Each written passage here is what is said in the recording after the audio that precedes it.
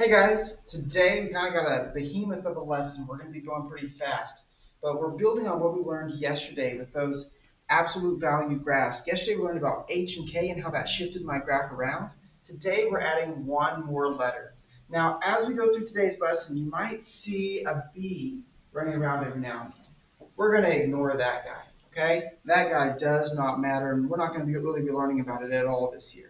What we are going to be focused on is this equation. Y equals A times the absolute value of X minus H plus K. Now, here's the thing. We are learning about A today, and that's brand new. But we already learned about H and K. Remember, H is a liar, so it's always going to be backwards of what it is inside my equation. And K tells the truth. K controls your up and down. H controls your left and right and is a liar. Both of them together form the vertex. Now, what about the A? What does the A do? Well, the A controls the stretch and compress of my graph. We already learned that if we have a negative out in front, my graph flips down, right? However, you're going to learn today that if your A is bigger than 1, your graph is going to stretch, and if your A is smaller than 1, your graph is going to compress. Now, I like to think about A as the slope of my graph, and we'll talk about that a bit more in a second. Let's go ahead and let's take a look down here at number 3. Okay? And as we get started on this, I want you to come back off to the side here, and I want you to remind yourself that H controls your left and right shifts and is a liar. Okay? I also want you to remind yourself that K controls your up and down. Okay? So K controls your up and down. And I want you to know that your A controls your stretch or compress. Okay? And we'll talk about a little bit more about what that is. I think of A as kind of the slope of my graph. Let me explain that in just a second. Okay? Now, as we get a little bit more deeper into this, let's take a look at this first equation. Here, my A is going to be at -2, my H is going to be at +4, and my K is going to be at +4. Okay? We can see that my H is -4 on the inside, it's +4 when we bring it out. My K is +4, and my A is -2. So what does all of this mean? Well, because of that negative, I know that I have a vertical reflection, okay? Because of that negative, I have a vertical reflection. Because of that 2, I'm going to have a vertical stretch. And this one's going to mean I go to the right, okay? So because of this, we're going to go to the right. And because of that 4, we're going to go up 4. So that kind of shows us a little bit of what my graph is going to do. Now, for all of these, our parent function is going to be the same, okay? My parent function is just going to be y equals the absolute value of x. It's how we change that parent function that is important, okay? So let's talk about my transformations. My first transformation is that I'm going to go to the right 4, okay? And that's because of that 4 right there. We're going to go to the right 4. Then we're going to go up 4 because of that K right here, right? Because of that K, we're going to go up 4. And then, because of my A, because I have a negative right there, we're going to have a vertical reflection. Okay? Because that A is negative, we're going to have a vertical reflection. So let's talk about this before we go any further here, okay? So first off, if I go to the right 4 and up 4, we're going to go to the right. 1, 2, 3, 4, up 1, 2, 3, 4. Put my point right there. That is my vertex. So I'm going to have a vertex at 4, 4. And that, remember, your vertex is just whatever H and K is. So there's my vertex, all right? And then I know that my opening direction is down because of that negative, because of that vertical reflection. But before I draw my graph on here, we have something new to talk about. And that is my stretch and compress. Since my A is a whole number, since it's bigger than 1, we're going to say that I have a stretch by 2. Technically, that's a vertical stretch, meaning my graph was here. If I have a stretch by 2, it's going to stretch up and it's going to be a little bit narrower. And since this one actually opens down, so it's going to stretch down and open a little bit narrower. So how do we draw that on my graph? How do I get the right points on my graph? Well, it's actually very easy. All you have to do is start from your vertex and understand that that A is your slope. So we have a slope of -2, essentially. So what we're going to do is we're going to start at my vertex. I'm going to go down 2, and then we're just going to go, it's like my A is -2 over 1. You understand that? Just like our slope. So we're going to go down 2, but instead of just going out one way, we're going to go out both ways. Okay, so we're going to go down 2, out 1 this way, out 1 this way. You understand? And then we're going to go down 2, out 1 this way, out 1 this way, down 2, out 1 this way, out 1 this way, down 2, out 1 this way, out 1 this way. So you can see where my graph is going to go. And so what I can do now is I can come back in here and I can draw that graph. You see what I'm saying there? So I can draw my graph going down just like that. All right, so now we have a few more things to talk about. The first thing I want to talk to you about is the maximum or the minimum. The maximum is going to be, whenever I have a graph like this one actually has a maximum. This one has a highest point, okay? My highest point is going to be at 4. It doesn't go above that point anymore. So we have a maximum at 4. You understand what I'm saying? It's also, your maximum is going to be whatever your K is. Next up, my axis of symmetry. Your axis of symmetry is this imaginary line. Think about what symmetry means. Symmetry means if you folded it, it would match up, right? So the axis of symmetry is the line where I can fold my graph to match up. Well, my axis of symmetry is going to be x equals whatever h is. In this case, h is 4. So it's going to be x equals whatever h is, and that's your axis of symmetry. Okay? All right, now, let's talk about domain and range and the x and y intercept. First off, domain. Now, we already know what domain is. Domain is going to be x equals all real numbers or -infinity to positive infinity. Okay? Range. My range is going to be what we have to think about. Now, we already decided that my maximum was 4, right? And if we look up here, we have that highest point of 4, and it goes down from there. So my maximum affects my range, and my range is just going to be y is less than or equal to my maximum, which is 4, or -infinity to 4. All right, last thing we need to talk about, y-intercepts and x-intercepts. Your y-intercept, remember, to find your y-intercept, all we're going to do is take my original equation and plug 0 in for x. Okay? So that's what I'm going to do for my y-intercept. I'm going to take my original equation, which was y equals -2 times the absolute value of x minus 4 plus 4. And I'm going to plug in 0 for x. So here we go. We're going to go y equals -2 times the absolute value of 0 minus 4 plus 4. Now, 0 minus 4 is -4. The absolute value of -4 is positive 4. 4 times -2 is -8. -8 plus 4 is -4. So I'm going to have a y-intercept at 0, -4. And hey, if you look up here, I do indeed have a y-intercept at -4. Next up, my x-intercepts.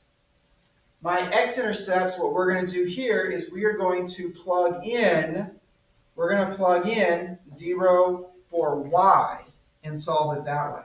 So we're going to take this same equation, but instead I'm going to write 0 for y. And I'm going to go 0 equals -2 times the absolute value of x minus 4 plus 4.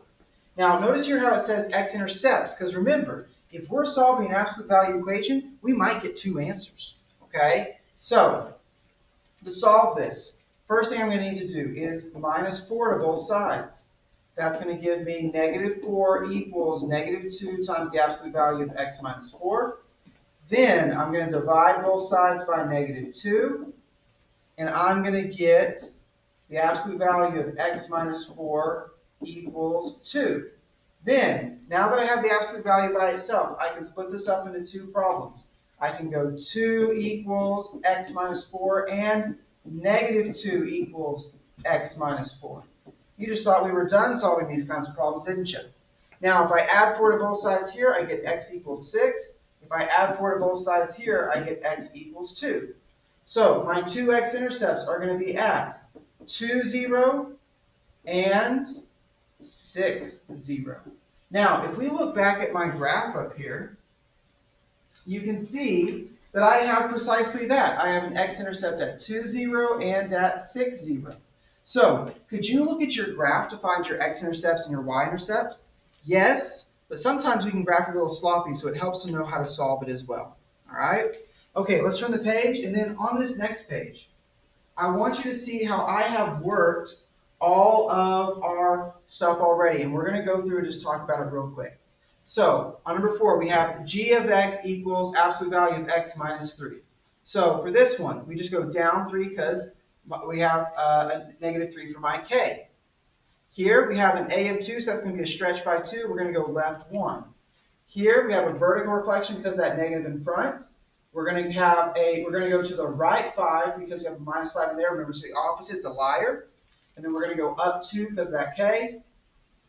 Down here, we're going to go down 5, vertical reflection because it's negative, and a stretch by 3. All of these, I want you to look through here and find the pattern, but I'm not going to go through and talk about all of these. But for each one of these, you're just thinking about your A, H, and K. Think about how it goes and what direction we're going to put those in. Okay?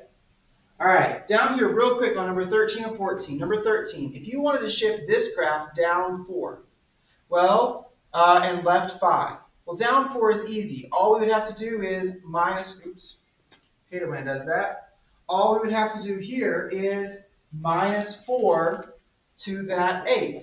And that's how I get that negative 4 here. But if I wanted to go to the left 5, this is where it gets tricky. If I wanted to go to the left 5, I would have to add 5 on the inside, right? Because it's opposite of what's in here. And we just end up negative 4 plus 5 is 1. So it's a little bit wonky. Last thing. A lot of times it's going to ask you to write it in g of x for what it gave you in f of x. That just means the next step. Okay? So if it wants a vertical reflection, we're going to put a negative in front there. Okay? All right, so now let's move on to another graph.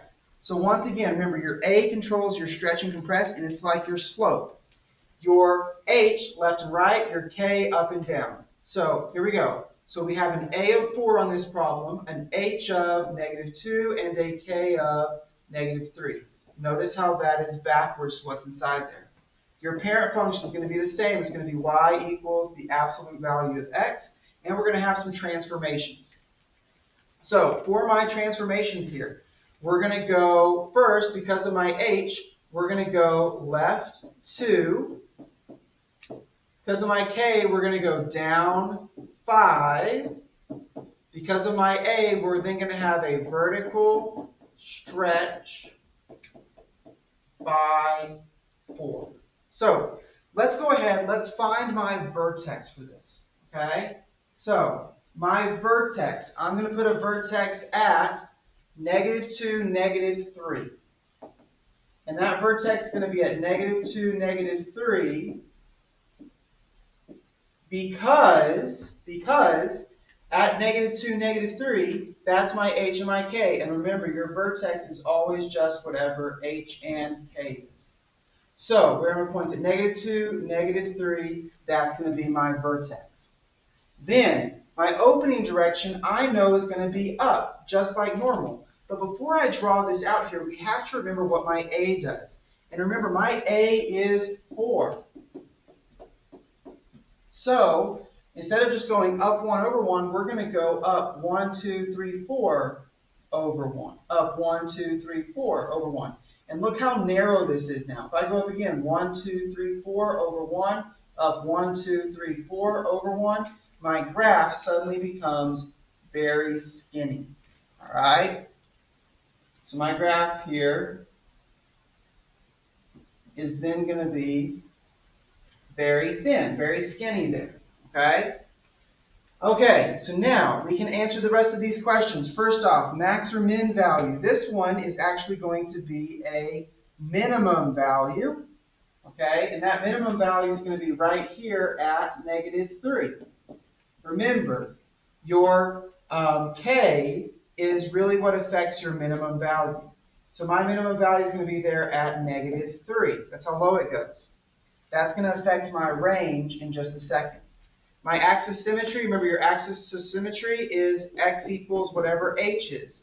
And my h is going to be, my h is obviously -2. So my axis symmetry is going to be x equals -2.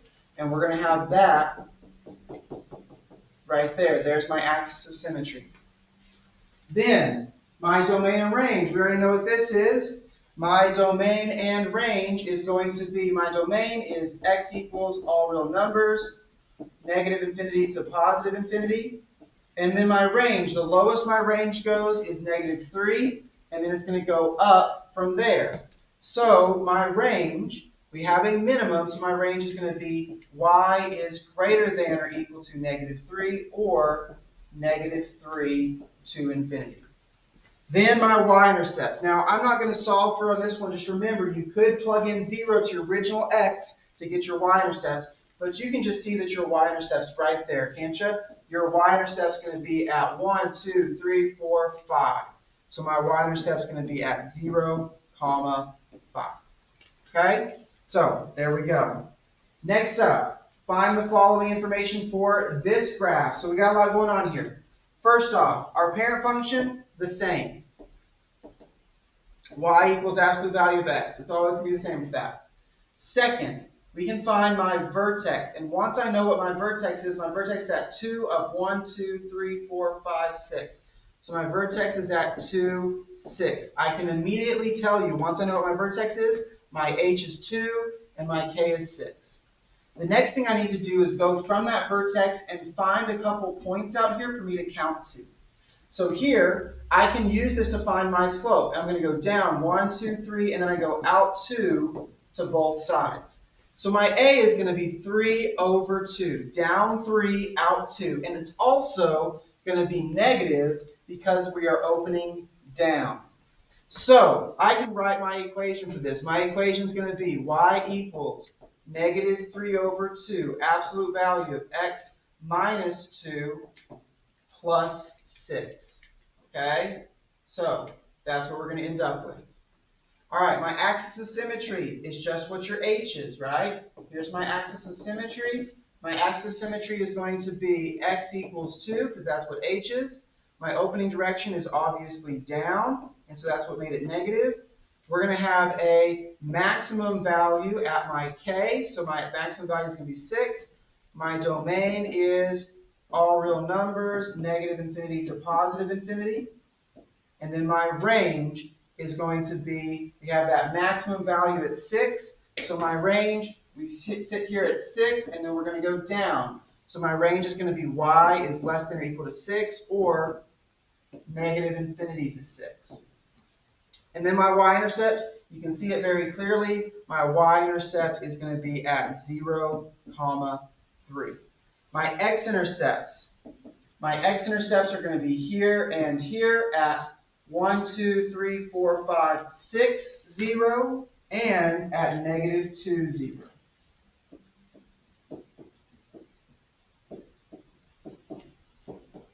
Bam, there we go. We got our answers there. All right, let's turn our page to our last problem here, number 17. Okay, so number 17, look how this graph opens up. All right, so we're going to have a point here. Find our vertex first. My vertex is going to be at -1, -2. So that means my h is -1 and my k is -2. Like I said, ignore those b's if you ever see them. All right, we don't worry about them. Now to find my a, and this is the hard part, right? Start at your vertex and count, find 2 other points on your graph. We're going to count up 1 and out to those points there. So on this one, we're going to count up 1 and then out 1, 2, 3, or up 1, out 1, 2, 3. You see how this graph is super flat? That's because it has that compress on it. So this one, we're going to have a of 1/3, and it's going to be positive because my graph opens up. My parent function is going to be y equals the absolute value of x. And then we can write my equation. We're going to go y equals 1/3 times the absolute value of x plus 1 minus 2. Axis of symmetry, that's where my h is at -1. So we got x equals -1. We're going to have a maximum, okay? And my maximum is going, we're going to have a minimum. And my minimum is going to be at -2. The value for that, we could write that out, is going to be the same as my vertex, -1, -2. My domain is going to be x equals all real numbers, -infinity to +infinity. And my range, the lowest my graph goes is -2. It goes up from there. So my range is going to be y is greater than or equal to -2 or -2 to infinity. And then we can look to find my x-intercepts and y-intercepts. So this one's a bit tricky, okay, because we can't really see what my y-intercept is, all right, because we have that fraction in there. It's really just going to be 1/3 minus 2, so it's going to be -1.6 repeating. So my y-intercept is going to be at 0, -1.6 repeating. That's my y-intercept. And then my x-intercept is going to be out here and out here. So that's going to be at 1, 2, 3, 4, 5, 0. And at -1, 2, 3, 4, 5, 6, 7, 0. All right. So I'm very hopeful that that was helpful to you. All right. Don't worry, we're going to be going over this a lot more in class. I know it's overwhelming to fill in all of this information at once. We're going to try to break it down and get it into smaller chunks later on. All right, guys. Thank you so much for paying attention. I hope you have a great rest of your day.